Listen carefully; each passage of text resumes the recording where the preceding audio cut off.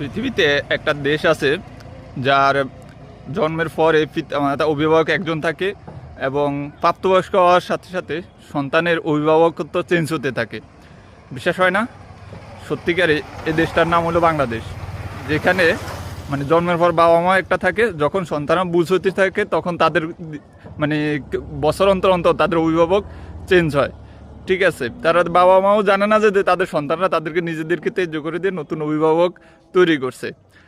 এইভাবে তাদের কিছু থাকে রাজনৈতিক অভিভাবক, কেউ থাকে প্রিয় অভিভাবক, যাদেরকে মানে তারা ক্ষণে ক্ষণে ক্ষণে ক্ষণে এই অভিভাবকদেরকে এতবার স্মরণ করে যে এদেরকে যদি স্মরণ করা যারা ওই পরিমাণে এর অর্ধেক যদি তারা সৃষ্টিকর্তাকে স্মরণ করতো, তো এরা অবশ্যই বিনা হিসাবে জান্নাতি হতো। ঠিক আছে, কিন্তু এই অভিভাবকরা আবার মাঝে মাঝে এদেরকে খোঁজ না নিয়ে লাফাত্তা হয়ে যায়।